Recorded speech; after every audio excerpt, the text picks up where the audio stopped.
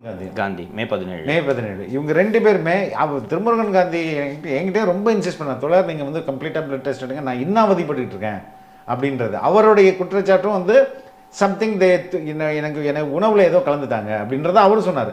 வேல்முருகனும் இதே தான் சொன்னார். ஸோ சிறையில் இது வந்து ஏதோ இது வந்து ரொம்ப குறிப்பிட்ட சிலருக்கு பண்ணுறாங்க அப்படின்றதையும் அவர் பதிவு பண்ணியிருந்தார். நான் இயல்பாக சொன்னேன்னா என் மனசு நம்ப மறுத்துச்சு. இந்த அளவுக்கு போவாங்களா, செத்துட்டும் இவன்ற லெவலுக்கு இவங்க போவாங்களா அப்படின்றது எனக்கு மனது நம்ப மறுத்ததுனால நான் இவ்வளோ நாள் இந்த சார்ஜஸை சீரியஸாக எடுத்துக்கிட்டதே இல்லை. அதனால தான் வந்து பிளட் டெஸ்ட் எடுங்கனாலும் சுகரை செக் பண்ணுவேன், கொலஸ்ட்ராலை செக் பண்ணுவேன். இதுதான் உங்களோட இதை என்ன சொல்லியிருக்கு உங்களோட பிளட் டெஸ்ட்னா elevated WPC count, which means there is a suggested acute infection. அதற்கப்புறம் வந்து SGPT அந்த டெஸ்ட்டில் வந்து இன்க்ளூடிங் பாசிபிள் லிவர் ஸ்ட்ரெஸ், கல்லீரல் வந்து ஸ்ட்ரெஸ் ஆகிருக்குது அப்படின்னு சொல்கிறது. அதே மாதிரி லுக்கோசைட்டிஸ் அண்ட் பாக்டீரியா வாஸ் இந்த யூரினரி ட்ராக், அந்த 2 பாக்டீரியா அப்படியும் வந்து யூரினில் இருக்குது அப்படின்னு சொல்லுது. இதெல்லாம் நல்லா தான் நடமாடிட்டு இருந்தேன். திடீரென்று எனக்கு எப்படி இந்த இன்ஃபெக்ஷன் வரும், அதுவும் சைதாப்பேட்டை கஸ்டடியில் ஒரு நாள் முழுக்க கஸ்டடியில் இருக்கிறேன். 2வது நாள் கஸ்டடியில் தான் எனக்கு திடீரென்று ஃபீவர் வருது. வாட்டர் ஃபுட்டு எதில் வேணாலும் பண்ண, நீ அவங்க கொடுக்குற தண்ணி தானே சாப்பிட்டாகணும். 3 நாள் கஸ்டடியில் இருக்கிறீங்க, ஹோட்டல்லேருந்து வாங்கிட்டு வந்து கவரில் கட்டி தான் தர்றாங்க. நீங்கள் நான் சாப்பிட மாட்டேன்னு சொல்லி எப்படி சொல்ல முடியும்? அவர் சைதாப்பேட்டை ஆய்வாளர் சேட்டு என்பவர் தான் இந்த சைதாப்பேட்டைக்கு ஆய்வாளராக இருக்கார். அவர் தான், அவரோட பொறுப்பில் தான் நான் இருந்தேன். இந்த அளவுக்கு மோசமாக போவாங்கன்ட்டு எப்படி நீங்கள் இயல்பாக எடுத்த எடுப்பில் எப்படி சந்தேகப்படுவீங்க? ஃபீவர் வந்ததும் நான் என்ன நினச்சேன்னா, சில்லுன்னு தர இருந்துச்சு, அதில் ஒரே ஒரு பெட்ஷீட்டை விரித்து படுத்துருக்குறோம். இந்த கிளைமேட்டுனால, இந்த ஜில்லுனால ஃபீவர் வந்துச்சுன்னு தான் நான் அசியூம் பண்ணிக்கிட்டேன் ஒழி இந்த மாதிரி இன்ஃபெக்ஷன்றது எனக்கு பிளட் டெஸ்ட் ரிசல்ட் வர வரைக்கும் எனக்கு தோணலை. ஸோ இது எல்லாம் சேர்ந்து சீஃப் மினிஸ்டர்கிட்டேருந்து உத்தரவு வரும்போது இவங்களுக்கு யார் இவங்களை அதுக்கப்புறம் கேட்கறது? அப்படியே ஒரு சீஃப் மினிஸ்டர் வந்து போர்த்தலுன்னா வந்து ஒரு இதை எடுப்பார். அது அவர் சொன்னாரா இல்லையான்றது தெரியல. இவர்கள் பிடிச்சி உள்ளே போட 6 மாதத்துக்கு எலெக்ஷன் வரைக்கும் வெளியில் வரக்கூடாதுன்னு சொன்னதுக்கு பிறகு இவர்களுக்கு வேறு உத்தரவு வேண்டுமா? இவங்களுக்கு தானே தொல்லையாக இருக்குது. ஒரே தான் முடிச்சு விட்டா நிம்மதி இல்லை. 3 மாதம் உள்ளே வச்சாங்க, அது 5 மாதம் உள்ளே வச்சாங்க, அதுக்கப்புறம் திருப்பி ஒரு 1 மாதம் உள்ளே வச்சாங்க. வெளியில் வந்து திருப்பி பேசிக்கிட்டு தானே இருக்கிறேன். ஒரே தான் முடிச்சு விட்டா நிம்மதி இல்லை. அப்படி இல்லை என்றாலும் ஒரு மோசமான ஒரு வியாதினால் மீண்டும் மீண்டும் நான் மருத்துவமனைக்கு சென்று படுத்துக்கொண்டேன் என்றால் நான் எப்படி இந்த வேலையை பண்ணுவேன்? எப்படி பேசுவீங்க? அண்டு நான் இன்றைக்கி பேசின திமுக மந்திரியே என்ன சார் இப்படி மாறிட்டார் சிஎம், அவர் இந்த மாதிரிலாம் பண்ண மாட்டார் என்று கேட்கும்போது சங்கர் விஷயத்தை புரிஞ்சுக்க. அவர் மகன் சீஃப் மினிஸ்டர் ஆகணும். அவர் காலத்துக்குள் அவர் மகன் முதல்வர் ஆவதை பார்க்க வேண்டும். மற்றவங்களுக்கு தெரியுதோ இல்லையோ, அவருக்கு அவரோட மகனோட திறமை என்ன என்பது தெரியும். அவராக மகனின் கையை பிடித்து முதல்வர் நாற்காலியில் அமர வைக்காவிட்டால் ஒரு நாளும் உதயநிதி முதல்வர் நாற்காலியில் அமர மாட்டார் என்பது அவருக்கு நன்றாக தெரியும். அப்படி இருக்கும்போது அதுக்கு ஆபத்தாக இருக்கக்கூடிய எல்லா விஷயங்களையும் எராடிகேட் பண்ணுறதை தானே ஒரு சீஃப் மினிஸ்டர் செய்வார், ஒரு அரசியல்வாதி செய்வார். இவர் மட்டும் என்ன விதிவிலக்கா அப்படின்னு கேட்டார்.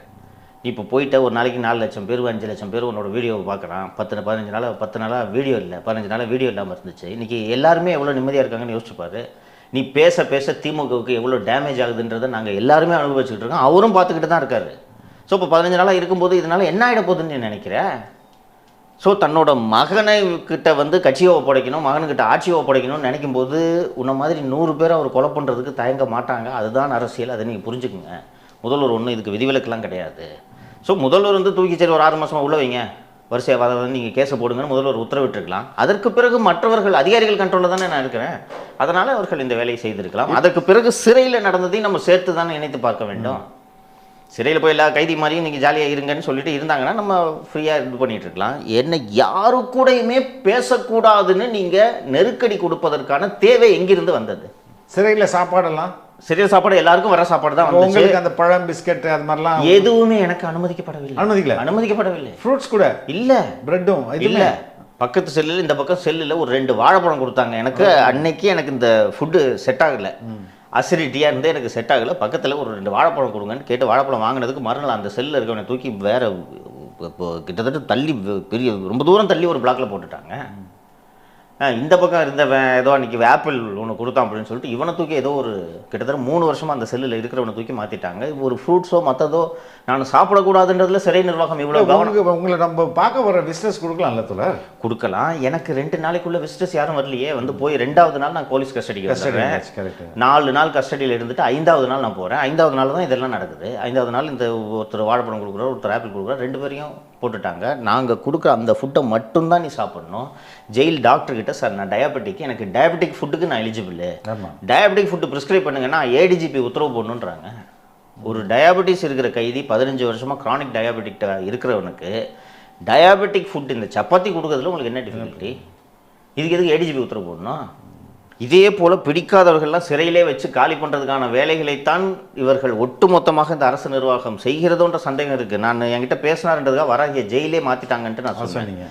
ஜெயிலு மாற்றி 4 நாட்கள் ஆகிறது. இதுவரை வராகிக்கு டயாபெட்டிஸ் மாத்திரை கொடுக்கப்படவில்லை. சுகர் எப்படி ஏறுன்றது உங்களுக்கு தெரியும். உங்கள் வீட்டிலேருந்து கொடுத்து விட்றாங்க, ரெகுலராக ஒரு சாப்பிட வேண்டிய மாத்திரை தாங்க. நார்மலாக மாத்திரை வெளியிலேருந்து கொடுத்தாங்கன்னா சிறை மருத்துவர்கிட்ட காமிச்சு இது சுகர் மாத்திரை தானே கொடுத்துருவாங்க. 4 நாட்களாக வராகிக்கு மாத்திரை சுகர் மாத்திரை கொடுக்கல. அவருக்கு அந்த சிறை மருத்துவரும் அவரை போய் பார்க்கல, சிகிச்சை அளிக்கப்படவில்லை, சுகர் மாத்திரை கொடுக்கல. அவரையும் தனிமைச் சிறையில் புழல் 1ல் வச்சுருக்காங்க, அவரையும் தனிமைச் சிறையில் வைத்திருக்கிறார்கள். எனக்கு இந்த அளவுக்கு ஒரு கொடூர மனதோடு முதல்வர் நடந்து கொள்வார் என்பது எனக்கு உள்ளபடியே வியப்பாகவும் ஆச்சரியமாகவும் அதிர்ச்சியாகவும் இருக்கிறது. ஸோ முழுக்க முழுக்க தேர்தலை மனதில் வைத்து தேர்தல் நேரத்தில் நீ ஒரு மிகப்பெரிய தலைவலியாக இந்த அரசுக்கு இருக்கிறாய் என்பதை உணர்ந்து முதல்வர் உத்தரவிட்டு தான் இது பண்ணாங்க. ஃபுட்டில் பாய்சன் ரீசன்லாம் வைக்கிறது முதல்வருக்கு தெரிஞ்சு நடக்குதான்றது என்னால் சொல்ல முடியாது. அரெஸ்ட்டு சப்சிக்வெண்ட் கேசஸ் 6 மாதத்துக்கு நீ வெளியில் வரக்கூடாதுன்றதுக்கு உத்தரவிட்டது தமிழக முதல்வர் மு.க. ஸ்டாலின் என்பதை ஒரு 2 திமுக முக்கிய பிரமுகர்கள் 2 பேர், ஒரு மூத்த காவல்துறை அதிகாரி, அத்தனை பேரும் உறுதி செய்தார்கள். ஓகே, கம்மிங் பேக் டு உங்களுடைய எவ்ரிடே ஆப்ரேஷன்ஸ் இப்போ எப்படி நடத்த முடிகிறதா? அந்த நீங்கள் தொடக்கத்தில் இது கேட்டிங்க, உங்களுக்கு அடுத்து ஒரு சம்மன் கொடுத்துருக்காங்க சங்கர்னு கேட்டிங்க. சிறையிலேருந்து அன்றைக்கி தான் நான் வெளியில் வர்றேன். 20 போலீஸ் வந்து ஒரு சம்மனை கொடுத்துட்டு போகிறாங்க. அதாவது திங்கட்கிழமை காலை நீங்கள் ஆஜராக வேண்டும் என்று ஒரு சம்மனை கொடுத்துட்டு போகிறாங்க. சம்மன் கொடுத்தா விசாரணைக்கு ஒத்துழைக்கணுன்றதுலாம் யாருக்கும் மாறுபட்ட கருத்து இருக்க முடியாது. அதுக்கு எதுக்கு 20 போலீஸ்? அது எதுக்குன்னா பயமுறுத்த. நான் ஒரு அடுக்குமாடியில் குடியிருக்கிறேன். அப்போ திருப்பி போலீஸ் வரும்போது உங்களை அங்கே இருக்கிறவங்க உங்களை எப்படி பார்ப்பாங்க? மன ரீதியாக உங்களை உடைக்கிறதுக்கு சம்மன் கொடுத்து எப்போ வாப்பான்னா வரப்போகிறேன் நான், இல்லைங்களா? ஸோ நான் வீட்டில் இல்லை. இப்போ என் தாயார்கிட்ட அந்த சம்மனை கொடுத்துட்டு போயிருந்தாங்க. அது எந்த வழக்கு என்றால் அந்த ஒரு இந்த நீலப்பட தயாரிப்பாளர் ஒருத்தனை அடித்தேன்னு சொல்லிட்டு ஒரு புகார் ஒன்று இருக்குதுல்ல, அந்த புகார் தொடர். அந்த புகாரில் ஆல்ரெடி நீங்கள் வந்து ரிட்டன் சப்மிஷன் பண்ணியிருக்கீங்களா? உங்களுக்கு ஏற்கனவே கொடுத்துருக்கிறேன். இதில் விசாரிக்கிறதுக்கு எதுவுமே கிடையாது என்று தெரியும். ஆஃபீஸில் இருக்கிற சிசிடிவியை கலெக்ட் பண்ணிட்டு போயிட்டாங்க. இப்போ அவரு வந்து ஒரு அந்த புகார்தாரர் ஒரு விஷயத்த சொல்கிறாரு. என்ன சொல்கிறாருன்னா, நான் ஆஃபீஸ்க்கு போனேன், சங்கர் வந்து என்கிட்ட ஃபோனில் பேசினார், என்னை வந்து நேராக வந்து பணம் கொடுன்னு சொல்லிட்டு கேட்டு மிரட்டினார், பெரிய அவதார் எடுத்துருக்கிறாரு, நான் பேசுகிறதுனால இதாகிட்ட போதான், படமே இன்னும் முடியல, வர சொன்னார். போனேன், என் கையில் 1 லட்ச ரூபா வச்சுருந்தேன், 10 லட்ச ரூபா கொடுன்னு கேட்டுட்டு கையில் இருந்த 1 லட்ச ரூபாயை அடித்து பிடுங்கினாரு. ஆஃபீஸில் இருக்கிற எல்லாரும் சேர்ந்து அடித்தாங்க அப்படின்றது தான். இதில் அக்யூஸ்டுக்கிட்ட உண்மையிலே இந்த சம்பவம் நடந்திருக்குன்னு ஒரு வாதத்துக்கு வச்சுக்கிட்டா கூட, ஆமாம் சார் அடிச்சேன் சார், அவனை உயிர் போகிற மாதிரி அடிச்சேன் சார் நான் சொல்ல போகிறேன். கரெக்ட். ஒரு அக்யூஸ்டுக்கிட்டேருந்து நீங்கள் என்ன விசாரித்து தெரிஞ்சுக்க போகிறீங்க இல்லையா? அப்போது என்ன விசாரிக்கணும்னு மீண்டும் மீண்டும் அழைத்து இது போல் வந்து நீங்கள் இங்கே போலீஸ் ஸ்டேஷனில் உட்கார வைக்கிறதுக்கான நோக்கமே வேலை செய்யக்கூடாது என்பதற்காகத்தான். ஸோ இன்றைக்கி வர வச்சு ஆதம்பக்கம் போலீஸ் ஸ்டேஷனில் காலையில் 10க்கு சம்மன் கொடுத்துருந்தாங்க. போனேன். எனக்கு 12 மணிக்கு இன்றைக்கி கார்டியாலஜிஸ்ட் அப்பாயின்மெண்ட்டு. ஓகே. போய் விசாரணை ஆரம்பித்த கொஞ்சம் நேரத்தில் ஒரு 10-11 மணிக்கெலாம் நான் சொல்லிட்டேன் சார் எனக்கு 12 மணிக்கு அப்பாயின்மெண்ட்டுன்னு சொல்கிறேன். இவங்க பாட்டு கொஸ்டின் கேட்டுக்கிட்டு இருக்காங்க. இன்றைக்கி இந்த வழக்கு சம்மந்தமான விஷயங்களை தாண்டி வேறு கேள்விகளை வாய்மொழியாக கேட்கவில்லை. வாய்மொழியாக எல்லாம் இது சம்மந்தமாக இந்த மாதிரி ஒருத்தர் வந்தாரன்னா, அவர் வரவே இல்லைங்க, நீங்கள் அவர்கிட்ட பேசியிருக்கீங்களா? நான் பேசியதே கிடையாது. நீங்கள் வந்தப்போ நீங்கள் அடிச்சிங்களா? இல்லைங்க, நான் அது போல் அடிக்கவே கிடையாது. வரவே இல்லைங்க, அந்த ஆள் வந்தால் தானே தெரியும் அப்படின்ன உடனே, சரி நீங்கள் உங்கள் ஃபோனை ஒப்படைங்கன்னாங்க. சார் அவரும் வரலன்ட்டேன். அதுக்கும் என் ஃபோனை ஒப்படைக்கிறதுக்கும் என்ன சம்மந்தம்? மறுபடியும் ஃபோன் தான். இன்னைக்கு ஃபோன் தான் கேட்டாங்க. இல்லைங்க, உங்கள் ஃபோனு கிடைச்சாதான் அவர் சொல்கிறது உண்மையாக இல்லையான்றதை பார்க்க முடியும். சரி, ஃபோனை வச்சு அவர் சொல்கிற சம்பவம் உண்மையாக இல்லையான்னு எப்படி சார் கண்டுபிடிப்பீங்கன்னு கேட்டேன். டவர் லொக்கேஷன் இதெல்லாம் பார்க்கணும்ல அப்படின்னா, டவர் லொக்கேஷன் பார்க்குறதுக்கு ஃபோன் எதுக்கு? என் நம்பர் தான் போதும். சிடிஆர் போட்டிங்கன்னா டவர் லொக்கேஷன் அன்றைக்கி எங்கே இருந்தேன் அப்படின்றது தெரிஞ்சிட போகுது அப்படின்னு. இல்லை அவர் சொல்கிற டேட்டில் டவர் லொக்கேஷன் அவருக்கு உங்கள் ஆஃபீஸ் பக்கத்தில் தான் காட்டுது அப்படின்னாரு. எங்கள் ஆஃபீஸ் பக்கத்தில் இருக்க டீ கடையில் 1 மணி நேரம் நின்னார்னா டவர் லொக்கேஷன் இங்கே தான் சார் காட்டும். அங்கே வந்து நின்றுட்டு நான் என்னை போய் அடிச்சாருன்ட்டு கூட சொல்லலாம் இல்லையா அப்படின்னோடனே, இல்லை அவர் ஒரு குற்றச்சாட்டு சொல்லிட்டாரு, அது இல்லைன்னு நிரூபிக்க வேண்டியது உங்களோட கடமை அப்படின்னாங்க. சிசிடிவி இருக்குது, 90 days அதோட டேட்டா அதில் இருக்கும். சம்பவம் நடந்ததாக சொல்கிறது 1/7, நீங்கள் 10/7 15/7 எஃப்ஐஆர் போட்டிருக்கீங்க. அப்போவே ஏன் விசாரிக்கல? அன்றைக்கி விசாரிச்சுட்டு ஆஃபீஸில் இருக்க சிசிடிவி கூடுனா சம்பவம் நடந்திருக்கா இல்லையான்றது பார்த்தா தெரிஞ்சிட போகுது. சாவகாசமாக 6 மாதம் கழித்து இப்போ வந்து நீ ஆதாரத்தை கூட அவனை நீ அடிச்சு 1 லட்ச ரூபா பிடுங்கிருக்கிற குடுன்னு கேட்டால் என்ன அர்த்தம் அப்படின்னாங்க. அதற்கு